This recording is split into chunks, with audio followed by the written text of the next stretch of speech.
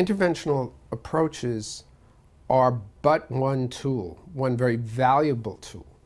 But the important thing about using any intervention, whether it be a nerve block, a spinal cord stimulator, an intrathecal pump, a radiofrequency lesion, no matter what you do, it has to truly be the right procedure for the right patient at the right time.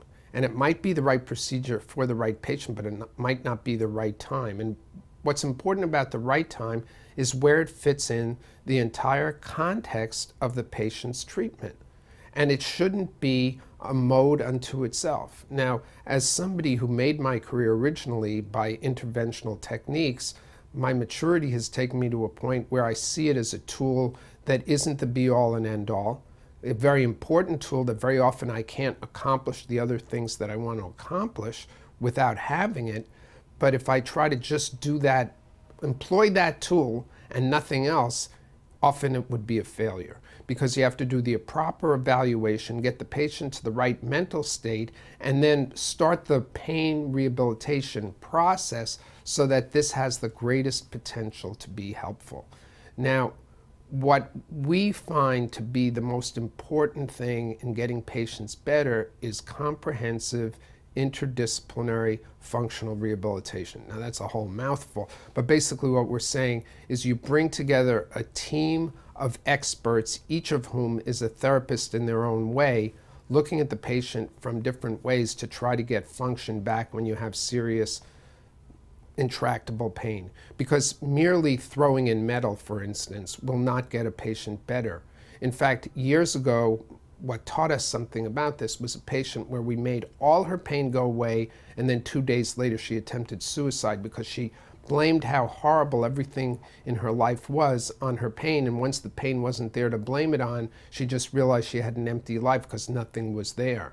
And fortunately she didn't succeed in committing suicide, and what it taught us is that you don't just make your intervention, but you work with the patient. You do a comprehensive behavioral evaluation before you ever consider implanting a device, for instance. But once the device is in, then you do the physical therapy to get the range of motion back, to get the strength back, to get the flexibility back, to get the endurance back, and to actually at the same time rehabilitate the brain. Because we know in chronic pain that the brain changes. And if you don't rehabilitate the brain, then you have somebody with less pain who still isn't functioning the way they should be functioning. Now, there are studies that have actually shown that there is atrophy of the gray matter of the brain with untreated chronic pain for long periods of time. So you just throw this person out on the street, you don't do anything about their behavioral changes that have occurred as a result of the chronic pain. You basically have somebody without as much pain as they had before who isn't optimal. And the true beauty of modern pain management is to have an interdisciplinary team that does something that I describe as novel in the year in the new millennium, that these people talk with each other. I mean, a lot of times now physicians isolate themselves, they do what they do, and they don't communicate well. We have a team that meets on a regular basis, but I see my role in rehabilitating these patients as the quarterback who is basically orchestrating the care, but this cannot be done if I don't value the people who work with me, listen to what I have to say, and fine-tune the treatment for the patient on a regular basis. And that involves communication.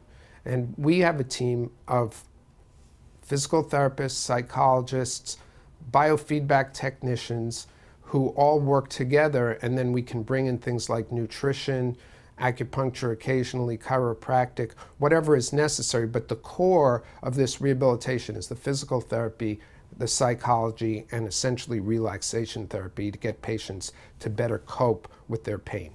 There's a saying that if a woman is hungry and you give her a fish dinner, that she's no longer hungry that night. But if you teach her how to fish, then she won't be hungry the rest of her life. And the important thing about rehabilitation of the pain patient is to teach them how to fish for the rest of their life, to give them skills to allow them to cope with whatever they encounter, to allow them to go about their life and not let the pain interfere with how they act on a daily daily basis.